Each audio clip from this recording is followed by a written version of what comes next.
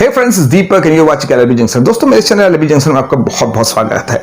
दोस्तों, इस वीडियो के माध्यम से आज हम लोग ये जानेंगे कि कोर्ट मैरिज क्या है, कोर्ट मैरिज की प्रक्रियाएं क्या है, कोर्ट मैरिज कितने दिनों में हो सकती है, इसमें किस किस प्रकार की डॉक्यूमेंट की जरूरत पड़ती है और इसमें किस की कठिनाइयों का भी हमें सामना करना पड़ सकता है। तो दोस्तों, बने रहिए मेरे इस वीडियो के साथ और देखते रहिए एलएलबी जंक्शन। पर दोस्तों, मेरे इस वीडियो को पूरा जरूर देखें ताकि आप सभी प्रक्रियाओं को अच्छी तरह से समझ पाओ। दोस्तों, कोर्ट मैरिज जो है हिंदू, पारसी, सिख और ईसाइयों के लिए विशेष विवाह अधिनियम 1954 के अंतर्गत कर सकते हैं।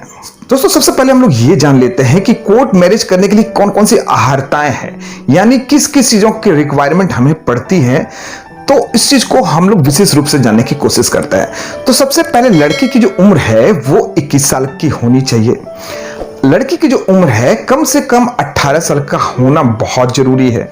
पर उसके लिए कुछ डॉक्यूमेंट्स की भी हमें जरूरत पड़ती है। सबसे पहले जो डॉक्यूमेंट हमारा होता है वो हमारा डेट ऑफ बर्थ सर्टिफिकेट या फिर कोई ऐसा एजुकेशनल सर्टिफिकेट जिसमें आपका डेट ऑफ बर्थ मेंशन किया हो। स्पेशली अगर आपने मैट्रिकुलेशन किया हुआ है तो उसमें आपका डेट ऑफ बर्थ मेंशन किया होता है। वो सर्टिफिकेट आपके डेट ऑफ बर्थ को बताएगा। साथ ही साथ आपको आधार कार्ड की जरूरत पड़ती है।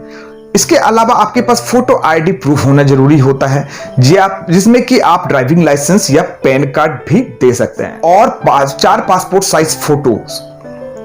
इसके अलावा आपको 3 गवाह की जरूरत पड़ती है। दोस्तों, ये जो डॉक्यूमेंट्स मैंने आपको बताया ये लड़का और लड़की दोनों के लिए है। दोस्तों, अगर लड़की की उम्र 18 साल और लड़के की उम्र 21 साल है और आपके पास सारे डॉक्यूमेंट है तो सबसे पहले आपको रजिस्ट्रार के ऑफिस में जाना पड़ेगा, चाहे तो किसी वकील के माध्यम से या फिर किसी ऐसे वेंडर के माध्यम से जो आपको रजिस्ट्रार ऑफिस में आपकी मदद कर सके। दोस्तों, रजिस्ट्रार ऑफिस में आपको एक फॉर्म दिया जाता है। उस फॉर्म को आपको फिलअप करना पड़ता है, चाहे तो वो फॉर्म आप फिलअप करें या फिर आपके वकील फिलअप करें या फिर जो आपका वेंडर है वो उस फॉर्म को फिलअप करके आपको दे दे। दोस्तों, उस फॉर्म में लड़के और लड़की का नाम, लड़के और लड़की की उम्र, लड़के और लड़की का पता, गवाहों का नाम, गवाहों का पता, सारा चीज को फुलफिल करना पड़ता है। साथ ही साथ उसमें पासपोर्ट साइज का फोटो भी आपको लगाना पड़ता है और आपको सिग्नेचर भी करना पड़ता है। इसके अलावा आपको कुछ ऑनलाइन पेमेंट करना पड़ता है जो अलग अलग राज्यों के लिए अलग अलग पेमेंट मोड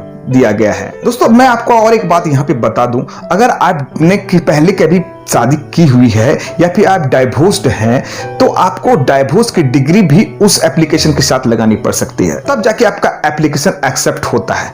एप्लीकेशन एक्सेप्ट होने के बाद आपको 30 दिन का वक्त दिया जाता है। उस 30 दिन के अंतर्गत आपके पते पर नोटिस भेजने की प्रक्रियाएं की जाती है।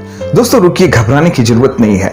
बहुत सारे ऐसे लड़के और लड़कियों का सवाल होता है, एक्चुअली जो लव मैरिज करना चाहते हैं उन लोगों के मन में अक्सर ये सवाल होता है, अगर उनके घर पे नोटिस चले गई तो उन्हें बहुत सारी समस्याओं का सामना करना पड़ सकता है।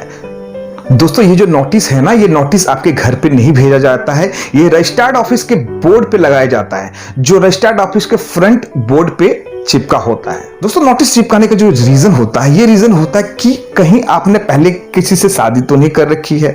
अगर आपने शादी की है और अगर आपको विरोध करने के लिए यहाँ पे आता है तो आपके एप्लीकेशन को वहीं के खारिज कर दिया जाता है। और अगर आपको 30 दिन के अंतर्गत को विरोध करने के लिए नहीं आता है तो आपके एप्लीकेशन को एक्सेप्ट कर लिया जाता है।